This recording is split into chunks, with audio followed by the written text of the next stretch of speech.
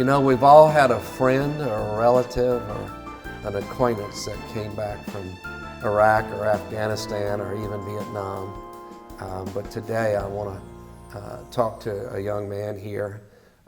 So often the chaplain who is an unsung hero, and as the unsung hero as a veteran, but really is the one behind the scenes that's helping bring our boys home, bring them home safe, bring them home sound, and even minister to them when they come back. Today we have Justin Roberts with us, and he's recently been featured in a movie that he helped produce and write about his life in the 101 Airborne Division that was in Afghanistan. Welcome, Justin. Thank you, sir. Tell us about No Greater Love. So No Greater Love is about my time as an Army chaplain and the lessons that I learned from the soldiers that I served with. Namely that behind every single act of valor is selfless love. That's what drives it. So I went on the missions with these soldiers, and I witnessed these incredible actions of courage and sacrifice. And what kept going on in my mind is like, I knew these people before we deployed. They were just regular guys. But I wanted to figure out what was driving those actions. And so that's what led to that conclusion, and that's also why we called the film No Greater Love. I missed the draft because of the lottery. Yeah. So a lot of friends went to Vietnam and came back for Vietnam, but I was in college and law school and missed it. But you didn't. But tell us about your background. Tell us about your education. Tell us what led you to Afghanistan to start with. Wow. So my education, I went to Dallas Theological Seminary. And but my grandfather, who actually I just did his memorial this last weekend, and he served in 3 wars: the occupation of Japan, Korea, and the beginning of Vietnam. And his son died. He served in Vietnam and then died shortly after. So every generation we've had somebody serving in the military. So I knew I was going to go into ministry. I also felt called to serve in the military, and so that's how I became a chaplain. But while I was in seminary, I got a second master's in media arts and communication. And so when I joined the military, I didn't know how I would combine this media degree, this passion for film. It never occurred to me. But chaplains are not allowed to carry weapons in combat. So I asked my commander and my brigade chaplain if I could carry a camera. And my commander said, sure, just don't get shot. And I said, yes, sir. I'll do my best not to get shot. And so I went on the missions, and that's how this slowly came about. But I didn't know what it was going to become at first until halfway through the deployment.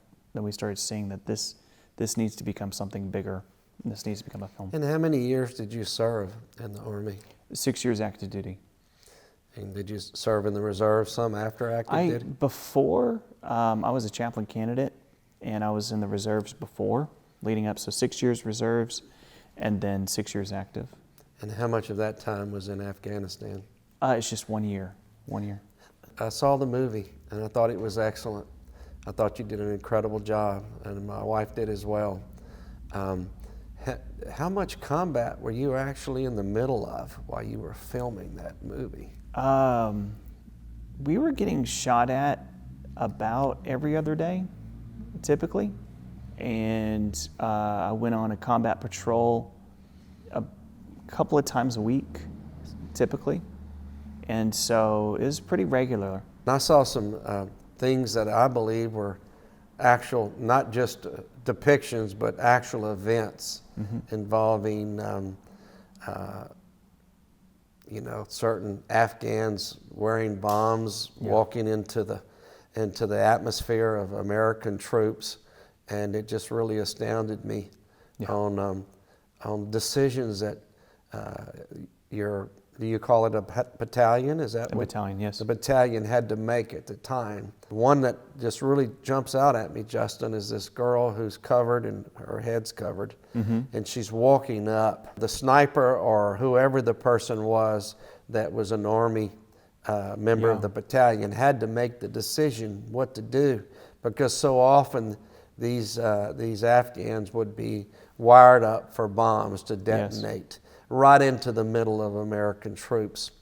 And that decision had to be made, but that young officer made the decision to wait on the command. Then you can tell me if I did not witness this correctly, because it really affected my thought process on how our soldiers act. And we want to act with justice, and we want to be firm, but we also want to be merciful in the right situation.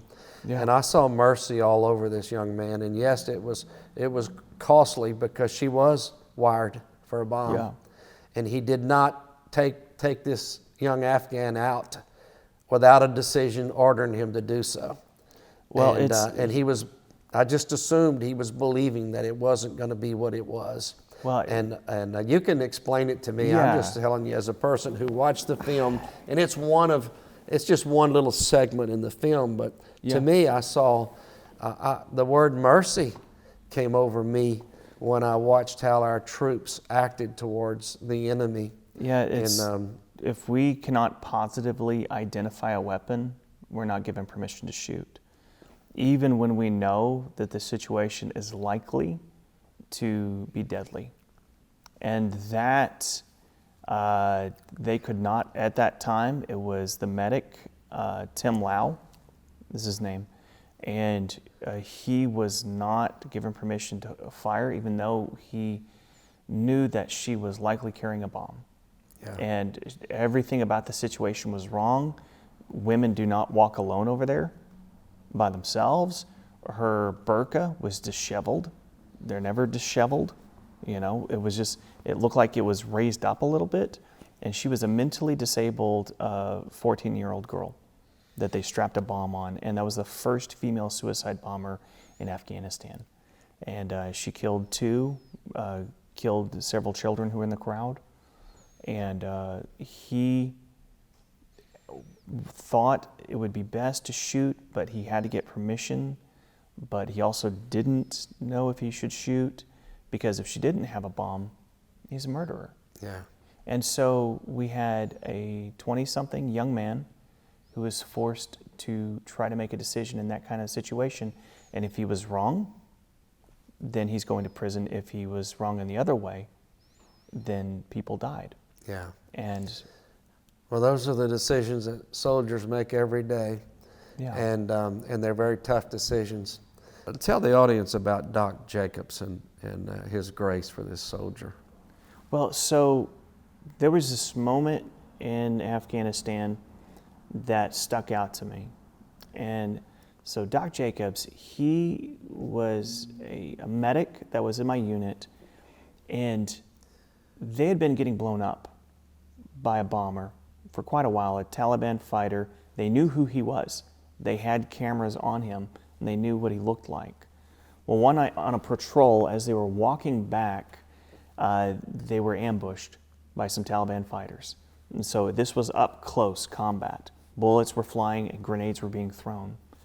After the dust cleared and the firefight, the Taliban fighters had stopped fighting, he came on the scene to inspect, to make sure they didn't have any weapons, and also to survey. Most of the Taliban fighters were killed, but there was one that was wounded and bleeding out. And when they looked at his face, they knew that he was the bomber who had been blowing him up.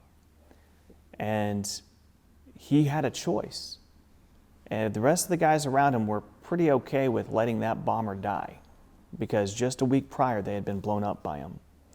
But he looked down at him and he saw the fear in the man's eyes, and he had mercy on him. And he saved his life. He started to work on the guy, and he said that the guy was looking up at him like, "What are you doing?" Because he was expecting him to let him die.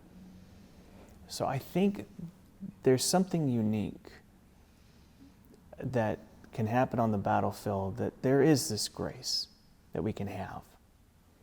And that's not the kind of stories that you often hear about. The media doesn't often talk about those moments. Well, that's the best description of grace and of mercy both, to someone who had been responsible for the deaths of so many. Yeah. But the movie also showed me how you minister to all these guys and these women. And tell me more about your background. What years were you in Afghanistan, or what year were you in Afghanistan? So it was in 2009 that I joined the unit first, and this was in garrison. But my second day on the job, we had a suicide. And so I went and ministered to the families, and by chance, it was also Suicide Awareness Week in that unit, so we were doing training on all this stuff.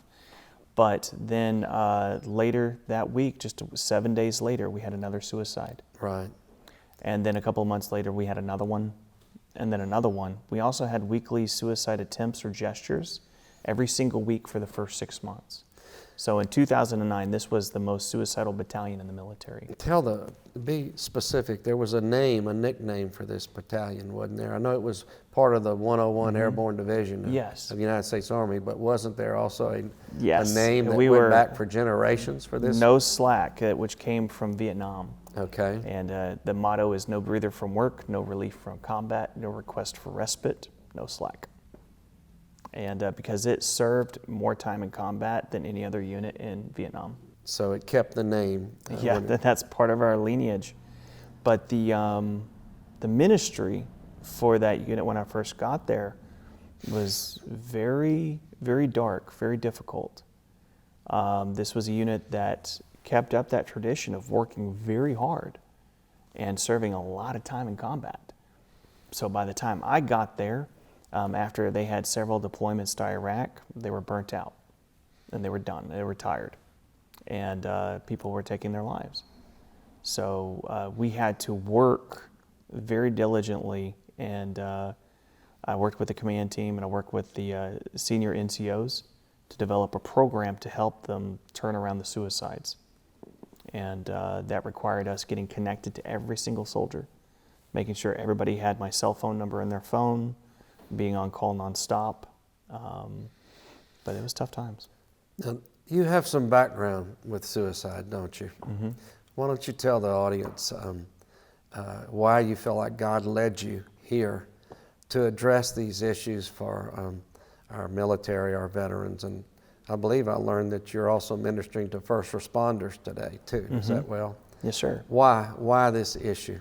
Well, so when I was growing up, my father was a drug dealer, and he was a very violent man, struggled with a lot of issues, a lot of mental health issues. He was in and out of jail, in and out of prison, in and out of mental wards.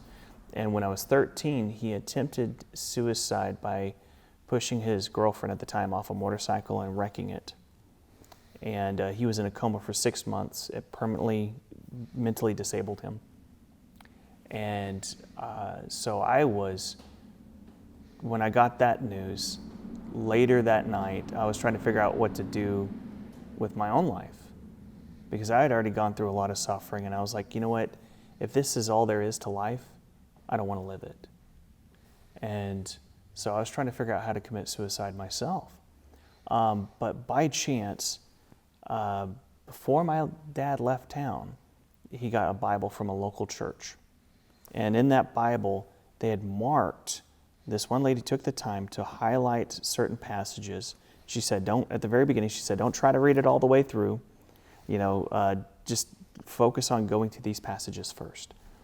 And she walked me through how, we are all sinners, we're all fallen, that the consequence of sin is death, separation from God, but that Christ came to take our sins and that we can find salvation through him. She walked me through the Roman roads. And at the very end of it, she wrote out a prayer and of how to accept Christ in my heart. So I accepted Christ that night, the second night after my father had attempted suicide. You were 13 years old at the time? Yes, sir. Okay. And then I felt called to ministry shortly after that. And so when I went through that experience, suicide, experiencing it for myself, seeing how it cursed my father, the second night when I got to that battalion, there it is again. That same darkness that I had experienced from such a young age was coming back. And but it was familiar. It was something I understood, that we needed to bring hope and love into the situation with these people. So were you experiencing it personally yourself, or were they? You were observing it in all the men that In were the unit. in yeah. the unit. Mm-hmm. Okay. And so it was tough times, but I think the struggle across the board right now, 2018 was the highest suicide rate in the military in our nation's history. So it hasn't gotten better, it's gotten worse. And the suicide rate in the veteran population is still 20 plus per day. So the number one threat, the number one issue that our military is facing is suicide. Not the Taliban, not ISIS, not North Korea or anything else. This is our biggest threat that is killing our soldiers and service members and our veterans. And so it's something that we still have failed to properly address. I've learned in recent years, and I have several friends that were veterans of Vietnam, and that many of our soldiers, and it long precedes Vietnam, we just didn't have a diagnosis for it, that many of them have suffered from post-traumatic stress disorder. Mm-hmm. I'm going to let you explain your understanding of that. Many of them have suffered from post-concussion syndrome. Yes. Because they've been around bombs and things that explode, and that I've had clients of mine that were in such traumatic events that they've experienced, and often the treater is a military physician, Yeah. a psychiatrist or doctor who worked with. There's one in our city here locally that does just that, and he was out of it. But I've learned that the symptoms are that they don't sleep, they have nightmares, they wake up in vicious sweats, that they're so jumpy to anything that and I've heard a story once about my uncle who came back from World War II. He was in the Philippines, and he was a Marine. And his older brother he was an enlistment. His older brother was an officer in the Army. And his older brother, he was home and married one night, and his older brother walked into the house without being announced, and his younger brother had a knife on his throat. And so he was still having those reoccurring events. Yeah. And I don't know if that's an extreme example of people that are suffering today, but I've had several relatives explain what that was without ever, until recent years in my career, having a definition of it. It's understanding, conditioning is a big part of this, that when you're preparing for combat, the military is trying to condition you to be able to survive that environment and that conflict. And your mind is also adapting to that. It knows it's under threat. It knows it's going into a dangerous terrain and people are trying to kill you. And so your own mind starts to adapt to it, to be hyper aware of everything. You are becoming ultra sensitive to your environment, and also the propensity for violence around the next corner. And so the mind elevates to it, and then we have amazing training up to combat, that the military prepares us for. And so we're at that point, and then we come home, and there's nothing in our processes right now to lower that, to get you off of that. And the problem is that the mind doesn't necessarily know, your limbic system and all that other stuff doesn't necessarily know that it is now in the safe area. And so you start, like for the people who experienced IEDs, and they're just driving along, and they see a trash bag on the side of the road, everything in their senses elevates up to that could be a bomb. And they lost friends to bombs. So that trash bag then becomes a great point of tension. But it's a myriad of examples. That's a very good illustration. Yeah, and so we haven't really perfected a way of deconditioning back to civilian life. And so that hyper-awareness is still at play. That trigger is still switched on. And so as a minister, I know you're not a physician, and I know physicians are involved in trying to, and I call it trying to bring them off of the adrenaline. mm-hmm. That's the only way I can understand what you're describing. What do you do with these young men and women as a I guess a suicide counselor? You know what, I take some of those sessions on. I was doing it on a weekly basis when I was in the unit. Now it's a couple of things. You build a care plan around the person. And so they need to be connected to a counselor if they're willing, and sometimes they're not. They need to be connected to a network of people who they can talk to that are not just an hourly session, but they've got friends and family that they feel that they can connect with when they're struggling with an issue. And they need to be connected to a purpose. Something that they are willing to fight for in life, that they are passionate about. Because this kind of gets into Viktor Frankl's Man's Search for Meaning, logotherapy. It's if they feel very passionate about something, then they will drive forward and try to achieve that thing, whatever it is. But if they don't have that thing that they're passionate about, problems are going to arise. They're going to struggle. And so the problem is what we're seeing right now, and what's very interesting, is that our first conceptions of coming home from this war was it was the bombs and bullets. It was the bombs and bullets. That's why they're struggling. It's just bombs and bullets. But a lot of our guys and gals who are coming back, they're saying, that's not my biggest issue. My biggest issue is, who am I now? I was this awesome lead sniper, combat-ready person when I was overseas, and everything I did was important. Everything I did had meaning, and people respected me and looked to me to be that problem solver, and it was critical. And now I come home, and who am I? And we think of that as some sort of light existential, fluffery that's not a major issue. But what we're seeing now is it is one of the most, if not the most critical issue in the transition home, and is the source of more depression than the bombs and bullets. It and sounds the suicides too. It sounds like you're telling me about the Chris Kyle story, because he was the American sniper that they did a movie on, and his wife Tia Kyle speaks all over the country today. And I think he suffered from that because he was the best sniper, and he did repeat assignments over and over again. I guess because he did not appreciate his worthiness when he came home, and he only appreciated it when he was overseas. And then he ended up losing his life to somebody who was suffering from this very condition that you're working with our soldiers with today.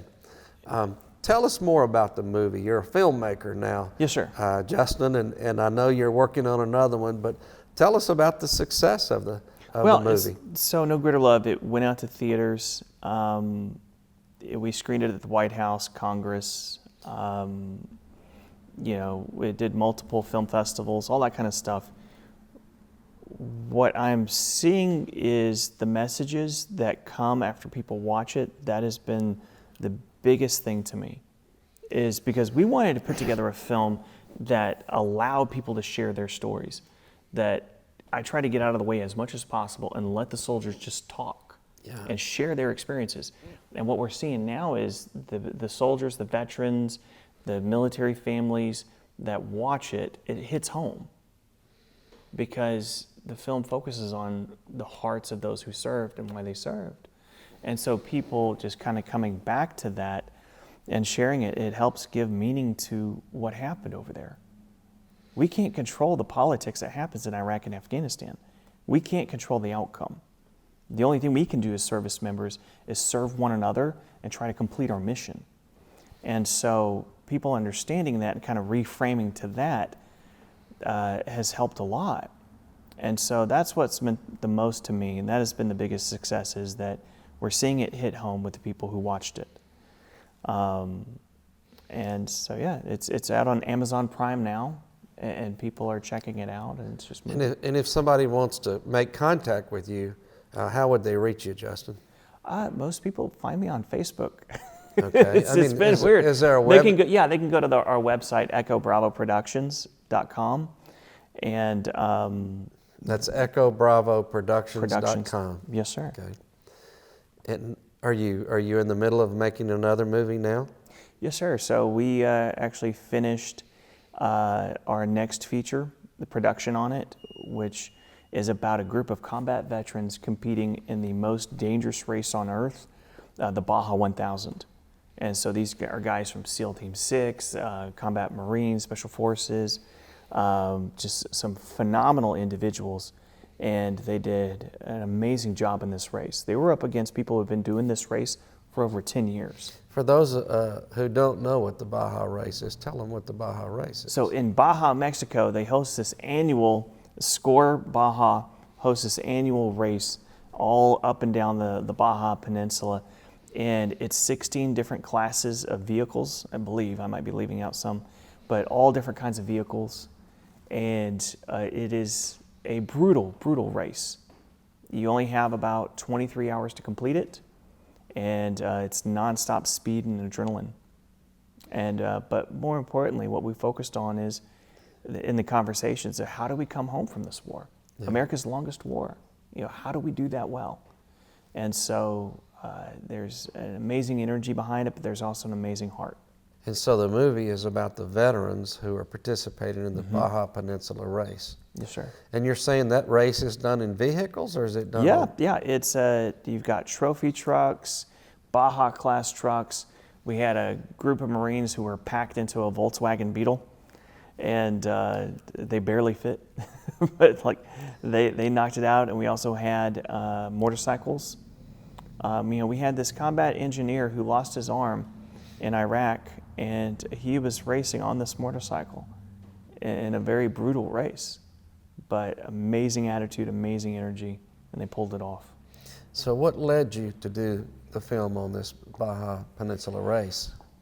It was this weird conversation I had with a Gold Star who lost his brother in Vietnam, and he was 58 years old, and he was planning on doing the motorcycle division all by himself, all the way around in honor of his brother.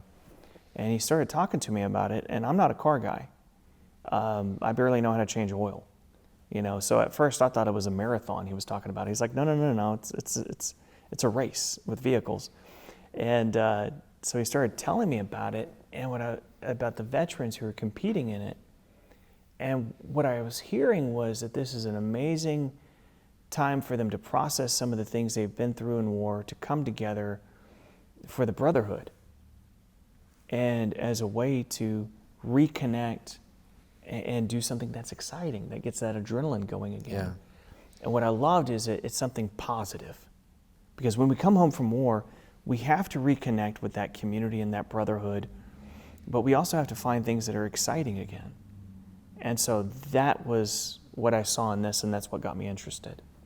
Well, I encourage the audience to go see the Baja Peninsula race when it comes out. Yes, sir. And I really encourage everybody to go see No Greater Love, because it really made an impact on me and my wife.